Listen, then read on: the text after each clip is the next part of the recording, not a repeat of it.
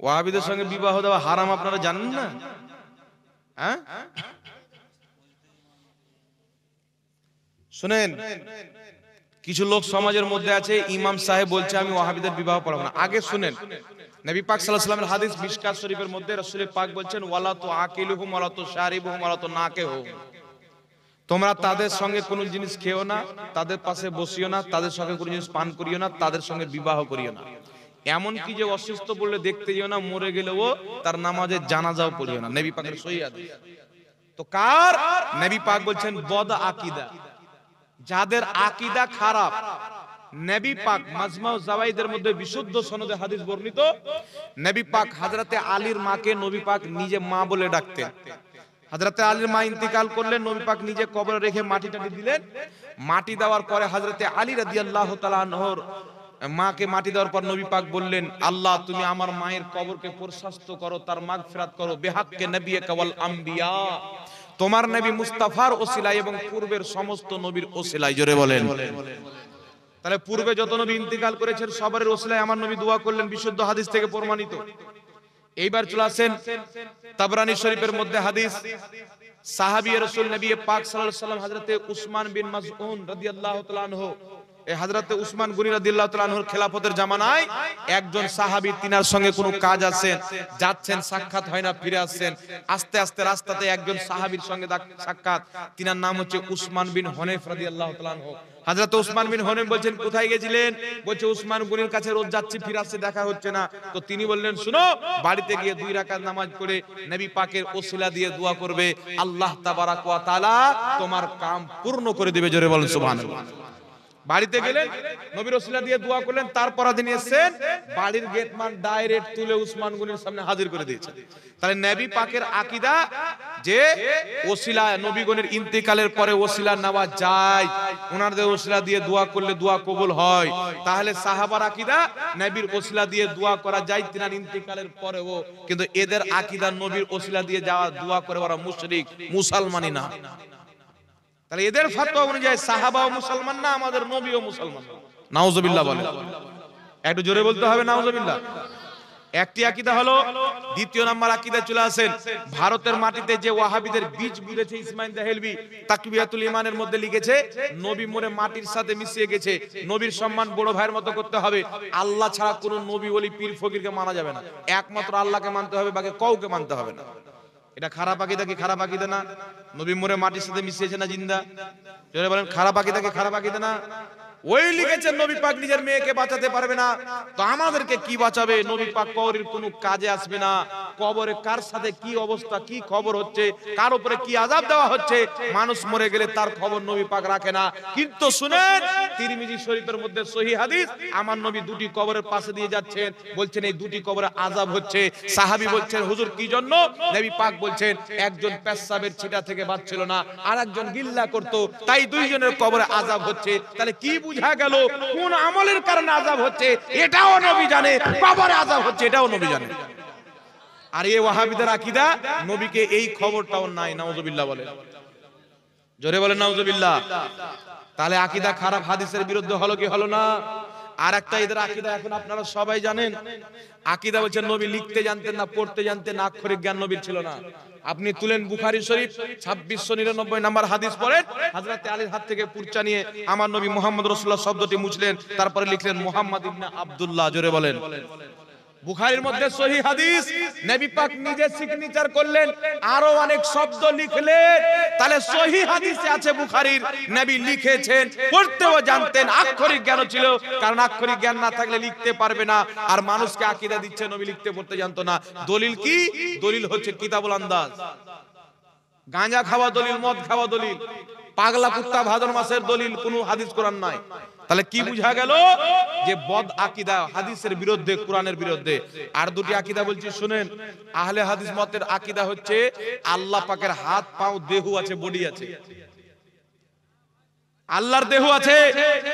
আর প্রত্যেক আকীদার ইমামরা লিখেছে যে আল্লাহ পাক আকার থেকে পাক, যারা আল্লাহর আকার মানবে, আল্লাহর দেহ মানা হচ্ছে কুফরি আকীদা, কুফরি, নিকৃষ্ট বিদাতি আকীদা। এটা একটা আকীদা। আর একটা আকীদা হচ্ছে শারা কায়দা নাসাফির মধ্যে লেখা আছে, লা ইয়াতামাক্কানু ফি মাকান আল্লাহর জন্য কোনো জায়গা না, আল্লাহ জায়গা থেকে পাক। জোরে বলেন সুবহানাল্লাহ। একটু ধ্যান দিয়ে শুনবেন বাবজি, মাত্র 10 মিনিট আপনাদের সময় নেব, ধ্যান দিয়ে শুনবেন। আল্লাহ জায়গা থেকে পাক, কারণ জায়গাকে আল্লাহ সৃষ্টি করেছেন। যখন জায়গা ছিল না, সময় ছিল না, দিক ছিল না, কাল ছিল না, আমার আল্লাহ ছিল কি ছিল না? তার আল্লাহ কাল থেকে পাক, দিক থেকে পাক, সময় থেকে পাক, জায়গা থেকে পাক। আর এরা বলছে আল্লাহ আরশে বসে আছে, আরশ হচ্ছে আল্লাহর জায়গা। দলিল কি? আর রহমানু আলাল আরশে ইস্তাওয়া, আল্লাহ রহমান আরশে ইস্তাওয়া করেন, বসলেন, আল্লাহ আরশে বসে আছে। নাউজুবিল্লাহ বলেন। কিন্তু ইস্তাওয়া শব্দের অর্থ সরাসরি বসাইলে কুফরি হবে। কেন? এই আয়াতের তাফসীর পড়ো, তাফসীরে নাসাফির মধ্যে লেখা আছে, হযরতে আলী বলছেন মাযহাব হলো এটা, আল ইস্তাওয়া গায়রু মাজহুলিন, ইস্তাওয়া হচ্ছে মাজহুল, আমাদের বুঝে আসবে না। ওয়াল কাইফু গায়রু মাকুলিন, ওয়ার কাইফিয়াত, আল্লাহ আরশে ইস্তাওয়া করলেন, কিভাবে করলেন, কেমন ভাবে করলেন, আমাদের ব্রেনের বাইরে। ওয়া সাওয়ালু বিহি বিদআতুন, ওর ব্যাপারে প্রশ্ন করা বিদআত। ওয়া জুহুদু বিহি কাফার, আর কেউ যারা বলছে আল্লাহ বসে আছে সরাসরি ডাইরেক্ট মানালাই, এটা সরাসরি কুফরি আকীদা। তাহলে কুফরি আকীদা তারা মানে কি মানে না? জোরে বলেন। কুফরি আকীদাই মানে। তাই ইমাম জালালউদ্দিন সুয়ুতী রাহমাতুল্লাহ আলাইহি নিজের কিতাব আল ইতকান ফি উলুমিল কুরআনের মধ্যে লিখেছে আল্লাহ আরশে বসা থেকে পাক। তাই আলা হযরত তরজমা কি করেছেন? আর রহমানু আলাল আরশে ইস্তাওয়া, আল্লাহ পাক রহমান আরশে ইস্তাওয়া করলেন, যেমন তার শানের যোগ্য। সুবহানাল্লাহ বলবেন না? আর এরা বলছে আল্লাহ আরশের চেয়ারে বসে গেল, মনে হচ্ছে ওর বাপের ভাইপো। বুঝতে পারছেন? তো এই ধরনের বদ আকীদা হওয়ার কারণে এদের সঙ্গে ছেলে মেয়ের খবরদার বিয়ে দিবেন না। এদের সঙ্গে বিয়ে দেওয়া মানে মেয়েকে জাহান্নামে পাঠানো, যা বেটি জাহান্নামে। জি, আমার নবী আগেই নিষেধ করেছেন যাদের আকীদা খারাপ ওদের সঙ্গে ছেলে মেয়ের বিবাহ দিও না, আমার নবী নিজেই বলেছেন। মিশকাত শরীফের মধ্যে হাদিস। আর যারা দেওবন্দি মতের, এদের আকীদা লিখেছে রশিদ আহমদ গাঙ্গোহী আপনার ফাতাওয়া রশিদিয়ার মধ্যে, যে আল্লাহ মিথ্যা বলতে পারে। নাউজুবিল্লাহ বলবেন। আশরাফ আলী থানভী হিফজুল ইমানে লিখেছেন নবীর মতন ইলমে গায়ব পাগল জীবজন্তু পশু পাখি কেউ আছে। বারাহিনে কাতিয়ার মধ্যে খলিল আহমদ আম্বিদি লিখেছেন নবীর জ্ঞান চাইতে শয়তানের জ্ঞান বেশি। দেওবন্দ মাদ্রাসার প্রতিষ্ঠাতা তাহজুর নাসে লিখেছে আমাদের নবীর পরও নতুন নবী জন্ম নিতে পারে। তাহলে এগুলো কুফরি আকীদা না? খারাপ আকীদা না? তাহলে ইয়ারকে আপনি মেয়ে দিবেন, আল্লাহ আপনাকে কার সাথে উঠাবে? এদের সাথে উঠাবে। কারণ আমার নবী বলেছেন যে যাকে ভালোবাসবে তার হাসর তার সাথে হবে। মান তাশাব্বাহা বিকওমিন ফাহুয়া মিনহুম, যে যেই দলের নকল করবে সে তারই মধ্যে। এদের সঙ্গে বিবাহ দিয়ে নিজের আখিরাতকে ধ্বংস করিয়েন না, দুনিয়াকে ধ্বংস করিয়েন না। আহলে সুন্নাত ওয়াল জামাত ব্যতীত 72 ফিরকা আল্লাহ রাসূলের ব্যাপারে আকীদা খারাপ রাখার কারণে তারা জাহান্নামী। আহলে সুন্নাত একমাত্র জান্নাতি দল। আহলে সুন্নাতের ছেলে মেয়ের বিয়ে যারা ওদের সঙ্গে দিবে তারা জাহান্নামীর সঙ্গে বিয়ে দিল। বুঝতে পারলেন? বুঝতে পারছেন কথা? খারাপ লাগছে নাকি? লাগার কিছু নাই বাবজি, মশলা যেটা সেটাই বয়ান হবে। জি, তাই আমার নবী নিষেধ করেছেন। তাই আমাদের ছেলে মেয়েকে বরবাদ করিয়েন না, আর ইমামকে কোনোদিন চাপ দিয়েন না। কোন ইমাম যদি কোনো ওয়াহাবির বিয়ে পড়ায়, ওই ইমামের পিছনে নামাজ পড়ে হারাম। বুঝতে পারছেন কথা? আমার নামাজ পড়ে হারাম। তাহলে আপনি জোর করে বিয়েটা পড়িয়ে দিলেন, তাহলে ওর পিছনে আপনি নামাজ পড়বেন, তাহলে আপনার নামাজ যাবে কোথায়? আপনি একটা বিয়ে দিচ্ছেন, ভুল করছেন, একজন ইমানদারকে আপনি বেঈমান করার তালাও লাগাচ্ছেন। তাই খবরদার মুসলমান, তওবা করতে হবে।